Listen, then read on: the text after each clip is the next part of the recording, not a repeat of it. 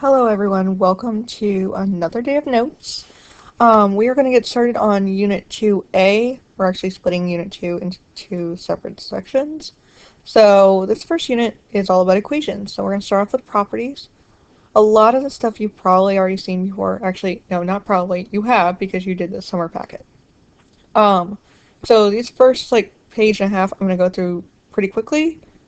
So if you miss anything, just pause the video and get a chance to write it down, okay? But we're just going to go through the property names first and what they look like and some examples of them. So let's go. So community property, one you've known for years now. There are two aspects of it. We have addition and multiplication. That's literally the only difference is that they have different signs. But for community property of addition, it means we're changing the order that's around the addition sign. So instead of saying A plus B, we can say B plus A, and that's going to be equal. For multiplication, same thing. We're just changing the order around the multiplication sign. So associative property, we have again over addition and multiplication. So we're just moving the grouping around the addition signs. So if you can see, we have B and C grouped here, but it's the same as if we grouped A and B. And that's only because all the signs are the same. They're all addition. Same thing with multiplication. We're moving the groups around the multiplication sign. And it's because it works because everything's getting multiplied together in the end. So next we have the identity property. So again, of addition and multiplication. The reason, I don't know if you guys have noticed this pattern, but a lot of them are just over addition and multiplication. And that's because addition is our main operation. Subtraction, we could rewrite to say adding a negative. So addition's really the main focus there, because we can change the subtraction to be addition. Multiplication is very similar. Division is really multiplying by a fraction. So we could rewrite division to be multiplying by a fraction. So that's why they only have addition and multiplication, because of that reason. Okay? So identity says, for addition at least, it says that if you add any number and 0, you're going to get that same number. It's not going to change the number. With multiplication, it says if you multiply a number by 1, you're going to get that same number. Inverse property, again over addition and multiplication. Addition just says if you have a number plus its opposite, meaning the different sign, it's going to equal 0. So, and that's what I mean, adding a negative. So even if it said A minus A, it's still an inverse of addition because we can write it as A plus negative A. Okay? Multiplication, any number times its reciprocal, meaning the flip of the fraction, equals 1. So A times 1 over A equals 1. So, like I said, multiplication is a big deal. Division still can mean inverse of multiplication because if it said A divided by A, we could write it A times 1 over A. Okay, just write it as two separate numbers and then multiply it and it still equals 0. Division property, you guys already know because we did it. It just says, where's my things? A number on the outside of a grouping symbol is being multiplied over addition or subtraction. So it can only happen if there's addition or subtraction inside the parentheses, though. That's kind of important. Multiplicative property of 0 just says anything times 0 equals 0. Some new properties that you might not know, probably don't know. These are the ones for algebra. Most of these you actually do understand. You just didn't know the name for it. So reflexive says that a number can equal itself. It's just a property. We already know a number equals itself. Now we just have a property that proves it. Symmetric says that the order of equality doesn't matter. So you could write A plus B equals C. Or you could write C equals A plus B, where we literally flip around the equal sign, and it means the same thing. Transitive property. Where's my clicky thing? Where'd it go? Oh no, I think I deleted it by accident. Oh man. I did. Okay, so transitive property says, let's see if I can type it. If a number equals another number, and that other number, oh goodness, how do I type this? If a number equals another, it just means that if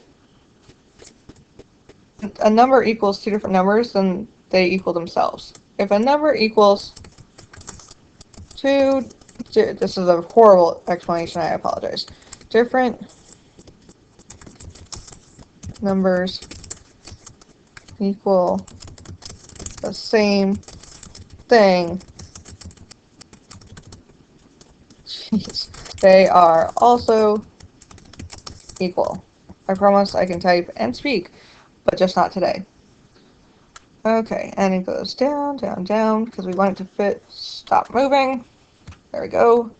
And now spread it out a little bit. Stop moving. Move a little bit more. Oh goodness, guys, this is why I do this before you walk into class. Because me doing it during class will never be a good idea. There we go. Okay. If a number equals two different numbers, oh goodness, this doesn't make any sense. If a number equals two different numbers equal to the same thing, they are also equal.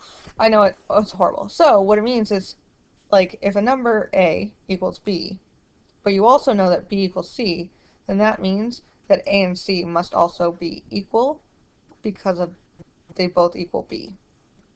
Okay? I know it's really confusing. We'll practice more. Substitution says that if you have a number equal to an expression, you can replace it. This we use a lot when we're talking about combining like terms. This is a property that allows us to combine like terms. It's substitution. Okay? So underneath it, you might want to write combining like terms in parentheses for CLT, because we're going to use substitution as a justification a lot of the time. Addition of equality just says if you add something to one side, you have to add it to the other side to make sure it stays equal. Subtraction of equality, same thing but with subtraction. Multiplication of equality, same thing but with multiplication. And division of equality, guess what? It's still the same thing, but with division. Okay? Okay. We're going to practice solving two-step equations. You guys probably already fine at this. We're just going to go ahead and give it a little review. So solving two-step equations, when we solve an equation, we must isolate the variable. We want to get that variable by itself so we can tell what it actually equals. We do this by undoing operations in the reverse order of GEMDAS. We actually move backwards. And if you think about it, when we use GEMDAS, we're trying to do all the operations to get a single number. Well, now with an equation, we already have a single number, so we're going to work backwards to find out what that missing number is. Okay? And we actually have a specific order that we use for solving equations. It's the reverse order of GEMDAS, so we call it, where is it? SAD MEG. Because it's literally the reverse of GEMDAS. So, what that means is that we actually undo, this is the order that we undo operations. We undo addition and subtraction first. Then we can undo any multiplication or division that's being done to the variable. Then undo. Sorry, my dog just dropped his bone. Then we can undo any exponent to the variable.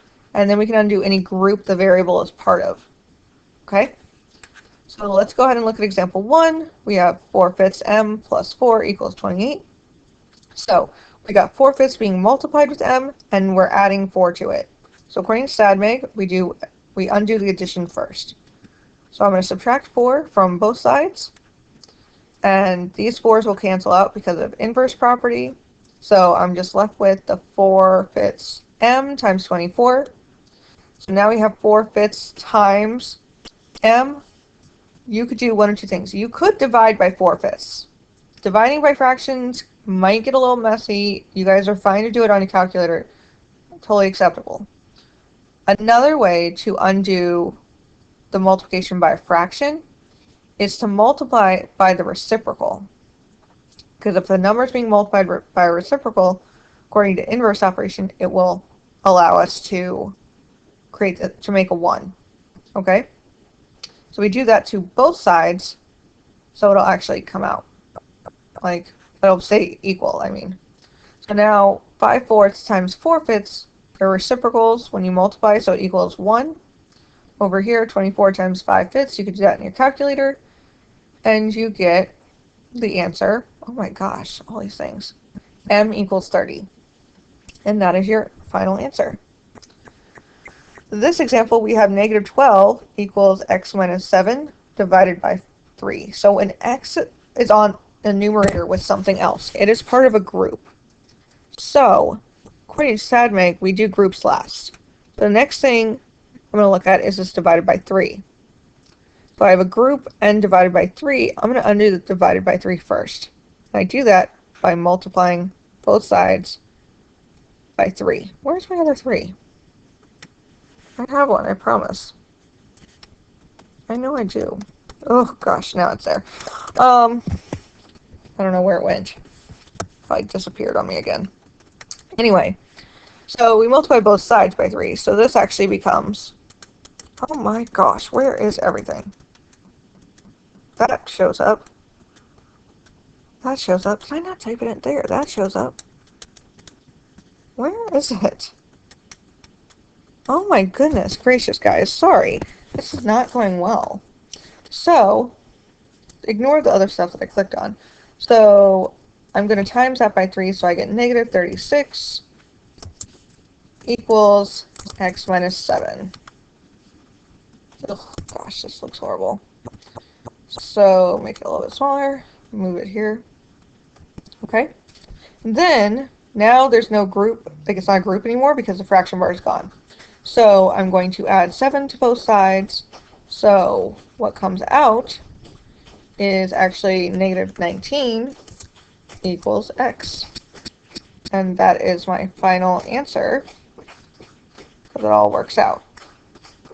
Okay? And that means the same thing. You could write it as x equals -19. It means the same thing, thanks to the reflexive property. So now you guys are going to try these 4 on your own. Okay? Okay, SetBuilder Notation is a way of writing your answer or answers. Yes, you will have multiple answers for equations later on. So we write it in SetBuilder Notation. This is SetBuilder Notation where it's a brace, and it has to be a brace. It's a variable we're talking about, a line, and then the rule for all the solutions. Okay? For equations, we're mostly going to be talking about like something equals a number or numbers. Okay? And the way we read it is the set of x's such that x equals and then whatever the answer is. And this tells us all, like this set of x's tells us all the solutions. Okay? So you will have to know how to write your answer in SetBuilder Notation. So we're going to put our answers from example 1 in SetBuilder Notation. I'm literally just filling in this blank or changing a variable. That's the only thing I'm doing. So here we had m equals 30. So this should be an m, not an x. So the set of m such that m equals 30. And that would be my answer. That's all I have to do to write in SetBuilder Notation. Here, I had not x equals 3, I had x equals 19. Oh goodness gracious, guys. I'm dying.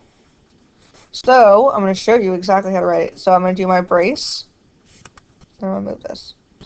My brace of x such that, which means I need to put my line, x equals -19.